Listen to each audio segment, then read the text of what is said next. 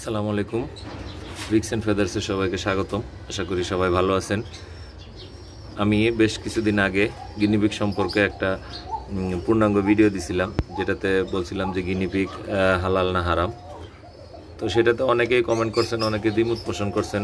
তো যে যার মতামত প্রকাশ করেছেন, কিন্তু যেহেতু সেটা নিয়ে একটু ঝামেলা আছে, তো সেটা খাওয়া জায়েজ আমার মতে না। কিন্তু যদি খরগোশের ক্ষেত্রে বিবেচনা করি, তো খরগোশ খাওয়া সম্পূর্ণ হালাল একটা প্রাণী।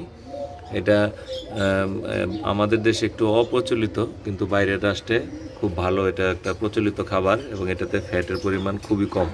যদি আমরা যে খাবারের সম্পর্কে যদি একটু বিবেচনা করি, আমরা যে একটা জিনিস হালাল হতে যে জিনিসের প্রয়োজন, যে এটা কোনো মৃত প্রাণী খাবে না, তারপরে এটা কোনো মানে হাত দিয়ে ধরে বা এরকমভাবে খাবে না, কোনোটা ছিন্ন ভিন্ন করে খাবে না, সেই দিক দিয়ে বিবেচনা করলে খরগোশ সম্পূর্ণ এটা একটা হালাল প্রাণী। কারণ এটা ঘাস, তৃণলতা এগুলি খায় ছাগলের মতন। এটা কোনো খারাপ কোনো কিছুই খায় না, কোনো অন্য কোনো খাবার কিছুই খায় না। এটা শুধু ঘাসের উপরে নির্ভরশীল থাকে, পাশাপাশি কিছু ভুসি দেওয়া হয়। আমার খরগোশটাতে এখানে ওকে দুপুরে ঘাস দিছি, তো ঘাসের পাশাপাশি একটু ভুসি দিলাম, খুবই অল্প পরিমাণে। এখানে হয়তো 4-5 বা 10 গ্রামের মতন হবে ভুসি, খুবই অল্প পরিমাণে। আর এই পাত্রগুলিতে দেওয়ার কারণটা হলো যে এগুলি সিমেন্টের তৈরি, আমি নিজে এগুলি তৈরি করে নিয়েছিলাম যাতে এগুলি ওরা সহজে উল্টাতে না পারে। তো এটাতে পানি ছিল, তো যেহেতু খাঁচাটা একটু ছোটো, ওর দিনে বেশিরভাগ সময় ছাড়াই থাকে, তো রাত্রে শুধু আটকে রাখি। দেখেন কীভাবে ভুসি খাচ্ছে, যেই রকম সেম ছাগল খায় ওইরকমই। এবং এর বিভিন্ন রেসিপি আপনারা ইউটিউবে বা গুগলে সার্চ করলে পেয়ে যাবেন। এবং গুগলেও যদি সার্চ করে দেখেন আপনারা, যে এটা সম্পূর্ণ একটা হালাল একটা প্রাণী। এবং এটা বিভিন্ন যে মাযহাব আছে, এটা প্রায় সব মাযহাবেই এটা অনুমোদিত যে খরগোশ খাওয়া জায়েজ, এটা কোনো খারাপ কোনো কিছু না।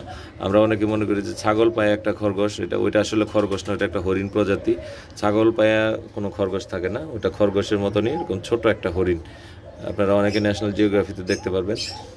তো এই খরগোশ আসলে এটার যে বিষয়টা, যে আমাদের দেশে অপ্রচলিত, তো তাই এই সম্পর্কে বিভিন্ন ভুল ধারণা রয়েছে বা অনেকে এটা খেতে চায় না, কিন্তু এটা সম্পূর্ণ হালাল একটা প্রাণী, একটা নিরীহ প্রাণী। তো এইটা দিয়ে আপনাদের ইনশাল্লাহ সামনের দিকে আমি একদিন ইনশাল্লাহ আপনাদের এটা রান্না করেও দেখাবো, যে খরগোশ কীভাবে রান্না করে খাওয়া যায় বা খরগোশ রান্না করার প্রসেসটা কী, ইনশাল্লাহ এটা দেখাবো। এবং খরগোশের কীভাবে বংশবৃদ্ধি, বংশবিস্তার কীরকমভাবে করানো যায়, খুব সহজে আপনারা করতে পারেন সেভাবে, যাতে আমি দেখাতে পারি। এখানে ওকে খাবার দেওয়া হয়েছে ঘাসের জন্য সেই আগের ট্রে, আমার গিনিপিগের জন্য যে ট্রেগুলি ব্যবহার করতাম ওইগুলি। তো ওরা আপাতত এরকম একটা ঘরে রাখছি, বেশিরভাগ সময় ছাড়াই রাখা যায়। তো ওকে এখন আপাতত এই ঘরে রাখছি, ওর জন্য নতুন ঘর তৈরি করা হবে। এবং ওর ডায়েট, ওর সুস্থতা, ওর স্বাস্থ্য, ওর অসুস্থতা সব বিষয় নিয়ে ইনশাল্লাহ সামনের দিকে আলোচনা করব। তো সবাই পাশে থাকবেন, সবাই ভালো থাকবেন। আসসালামু আলাইকুম।